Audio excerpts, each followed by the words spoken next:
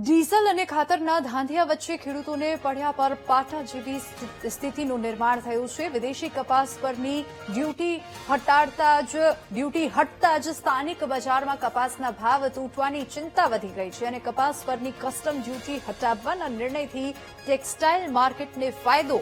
તો 1 જૂન 2026 થી 30 ઓક્ટોબર સુધી વિદેશી કપાસની આયાત ડ્યુટીમાંથી છૂટ મળશે અને સરકારના નિર્ણયથી ટેક્સટાઇલ માર્કેટ ચમકશે, પણ ખેડૂતોનો કપાસ સસ્તો વેચાશે।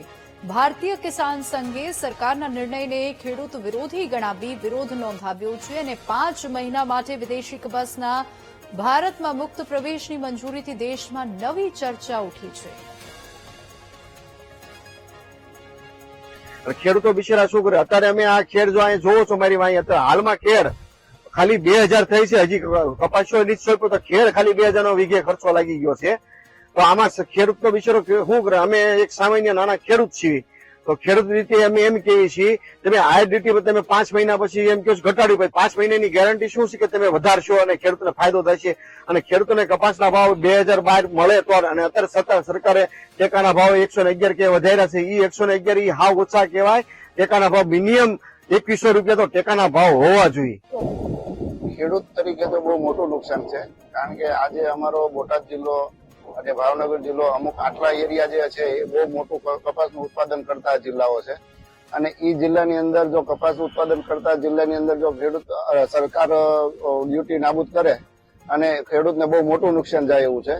અને એ જોતા એવું લાગે કે આ સરકાર છે ને ખેડૂતને પડ્યા ઉપર દામ આપે છે અને આવું સરકારે ન કરવું જોઈએ। અને બાકી બીજું છે કે ખેડૂત આ બધું આમ જોવો ને તો ખેડૂતને મોંઘવારી તમે ખાતરમાં અત્યારે 700 રૂપિયાનો વધારો આપ્યો એક થેલીએ, તો કપાસમાં કેમ નથી આપતા?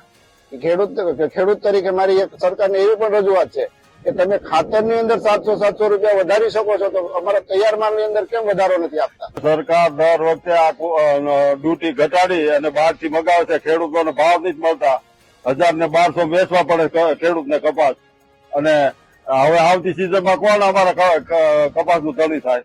આ રીતે આયાત કરીને સસ્તા ભાવનો માલ લાવી અને બજારમાં બેસાડે તો ખેડૂતોને કઈ લાભ મળવા નથી, ખાલી માત્ર મિલો વાળાને અને ઉદ્યોગપતિઓને લાભ કરાવવા સરકાર મચી રહી છે। ખેડૂત તરીકે આ જે સરકારે નિર્ણય કર્યો છે એનો અમે વિરોધ કરીએ છીએ, કારણ કે આ 1 તારીખથી ડ્યુટી 5 મહિના માટે જે નાબૂદ થશે તો વિદેશી ખેત ઉત્પાદનો જે છે, કપાસ છે ખાસ કરીને કે બીજા ઉત્પાદનો છે, એ ભારતની અંદર ઠલવાશે।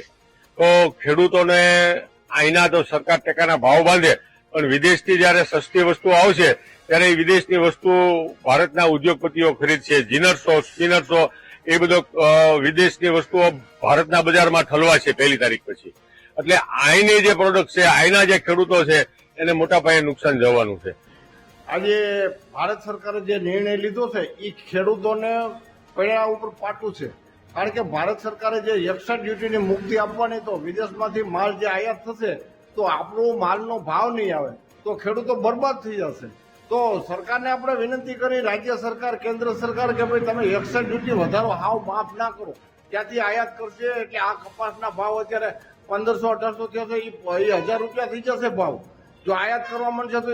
આ માત્ર ને માત્ર વેપારીને સ્પિનિંગ મિલ વાળાને ફાયદા કરવા માટે જ આ ભારત સરકારે નિર્ણય લીધો છે।